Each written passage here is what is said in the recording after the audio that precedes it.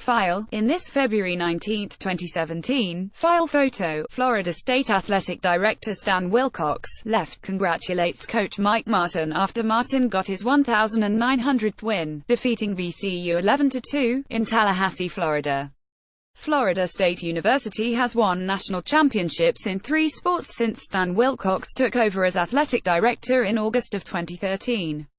Wilcox's biggest moves, though, are expected to take place over the next 12 months. Joseph Reedy, file, Associated Press, Tallahassee, Florida. Florida State's athletic department is thriving under Stan Wilcox. Since Wilcox became the Seminoles AD in 2013, Florida State has won national championships in 3 sports. Wilcox isn't standing pat. HES already made 1 major hire and is expected to make another over the next 12 months. Wilcox hired Willie Taggart last December as Florida State's new football coach, a move he made less than a week after Jimbo Fisher resigned to go to Texas A&M. It marked Wilcox's first major coaching hire at Florida State and the first time the school went outside the football program to get a head coach in 41 years.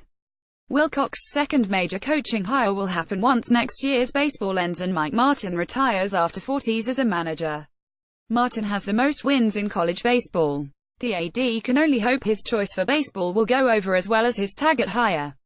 The Palmetto, Florida, native, who grew up a Florida State fan, has energized the football fan base that had grown tired of yearly reports of Fisher seeking greener pastures. The April 14th spring game, Taggart's first, drew a program record crowd of 60,934. He already knows the level of play that the Seminole family has come to expect, and as well as our current and future student-athletes, they know that, what is expected of them, Wilcox said of Taggart, now helps set the stage and all he has to do now is come in and win games and we're back. Wilcox and University President John Thrasher also expect to announce plans for a football operations building by the September 3 opener against Virginia Tech. The building, which would include coaches' offices, a weight room and meeting space for players, could be constructed next to the indoor practice facility. University officials also have discussed renovating the Moore Athletics Center, which is attached to Doak Campbell Stadium, for football only, but that would require relocating the athletic department and the College of Communications. Taggart said following spring practices that he favors a new facility instead of renovations. Wilcox is also looking at ways that a football facility could benefit all sports. We still want to have a hub-central location for all the academic activities as well as a training table for that all our student-athletes can come to, and be able to eat a meal together, he said.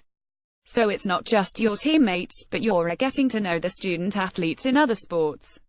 Wilcox is pleased that Martin will coach one more for 2 reasons. Martin is 13 wins away from becoming the first NCAA coach in any sport to get 2,000 victories, and it allows fans throughout college baseball a chance to honor Martin for what he has done in and for the sport. The Seminoles have made the College World Series 16 times under Martin but remain in search of their first national title. The positive is that Mike has created it to be a very desirable position. The negative is that whoever comes in has big shoes to fill, and very high expectations of that person coming in the door, Wilcox said. Sometimes the next person is not always going to end up being successful as you want them to be, and you may have to take a little while to get the right person. But we're going to try to do our due diligence to make sure that we find the right person. Despite football having to go on a 4-game winning streak to avoid its first losing since 1976, Florida State finished 9th in the Directors' Cup Division I standings, which is a benchmark that entire athletic programs are judged by because it awards points based on each school's finish in up to 20 sports. That is the first time FSU has finished in the top 10 in the standings since 2011-12. In Wilcox's first 4 years, the Seminoles' average finish was 14.5. The reasons for the high finish was softball winning the national championship, women's beach volleyball reaching the final and men's basketball getting to the Elite Eight for the first time since 1993. The 9th place finish is also the highest among Atlantic Coast Conference schools. It's amazing that this year has turned out the way it has. It started out looking bleak, but it's ending up very positive, I think, for everybody, Wilcox said. Copyright 2018 The Associated Press.